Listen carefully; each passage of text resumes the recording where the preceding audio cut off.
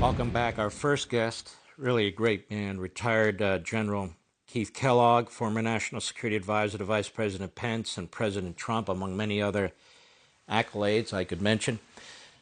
General, here's my problem. You know, I lived through the Cold War too. I saw how Reagan responded to the Soviet Union, and I saw how you folks in the Trump administration responded to all these threats. I keep hearing fear that we will escalate if we do things that might actually result in Ukraine stopping Russia from committing what people now admit are atrocities and war crimes. Yeah. And I must tell you, I am utterly perplexed. Nobody believes we should send American troops into Ukraine. Nobody's saying that we should be in control of some kind of no-fly zone. We're sending javelins, we're sending mobile missile units over there, we're sending all kinds of stuff there, but all of a sudden the line is drawn at old MiG-29s. Whether people think they're useful or not, if that's what the Ukrainian pilots and military think would help, what's the problem, General? Yeah, Mark, it's good to be with you. Look, what it comes down to very candidly is intestinal fortitude, the ability to have guts to make a hard decision instead of wringing your hands in a negative manner and being concerned about escalation. Look, the guy who's escalated is Vladimir Putin. That's the one who started the war. That's the one who's pushed himself into Ukraine. That's the one who's put the civilian population at enormous risk. He's actually conducting war crimes. Just the other day when he attacked Mariupol and the hospital there with maternity wards, that's a war crime. And people need to stand up and say, no, you've gone too far, that's enough, and figure a way to do it. There's a lot of creative ways. For example, when you mentioned the MiG-29s, you know, when we were in the Trump administration, he would have said, go figure it out, and we would have. There's a way to do it. You can come up with all different kinds of creative ways to go forward, but don't be afraid of the other guy.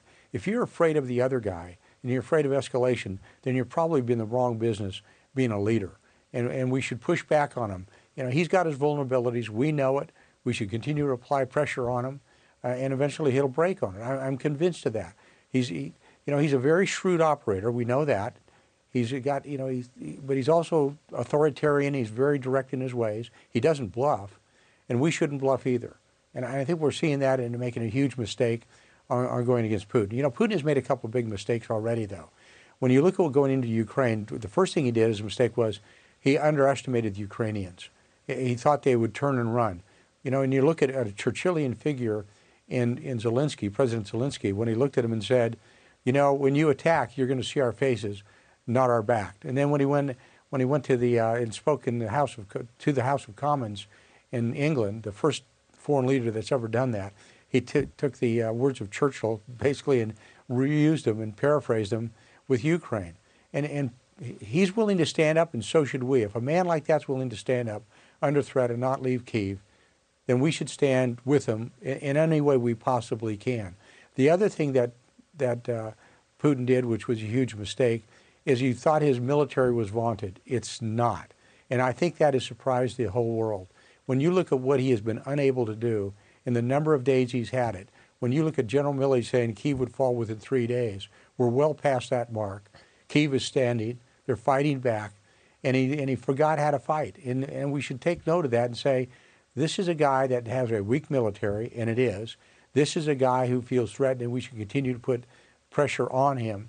And that means military pressure. That means economic pressure like we're doing with sanctions. That means diplomatic pressure as well. You know, Mark, here's the one thing that concerns me right now, because there's always a diplomatic off-ramp to any conflict. You'll notice that everybody is talking to President Macron of France or Olaf Scholz of Germany, or they're talking to others around the world. They're not talking to the United States. Why are they not talking to the United States? We're sitting on the back, and they're looking on the back bench sitting, watching what's happening, because they don't have any trust and belief that this president, President Biden, can pull it off. I guarantee you they'd be talking to President Trump. I guarantee you President Trump would have been front and center. It's also interesting to note that in the last 4 presidents, just not the last 2, but when you take Biden, and when you take Trump, and when you take Obama, and when you take Bush before him, the only country that Putin did not, the only president that Putin did not take land when he was in office was Trump. When you look at Bush, he went into Chechnya. when he had Obama and Biden as his vice president. Then went to Ukraine. Now with Biden, he's gone into Crimea, and then he's gone into Ukraine now under Biden. Never happened under Trump, because very candidly, listening to the phone calls that I did, and there was 18 of them when I was with Trump, he respected strength. He understood that Trump was either irrationally rational or rationally irrational, and he did not know what he would do. When we killed Soleimani, it changed the game. When we killed Baghdadi, it changed the game. One example that I think is important to note with President Trump and how we could react with Putin. Early on in the administration in Syria, Bashar Assad used sarin nerve gas against his own civilians. This was something that President Obama said was a red line not to be crossed. Assad crossed it. We didn't do anything. When Assad crossed it with Trump, within days, we put over 70 Tomahawk land attack missiles on the air base where that came from. Who was on that air base? Russians. Who was a joint operator of that air base? Russians. Who supplied the nerve gas? Russians.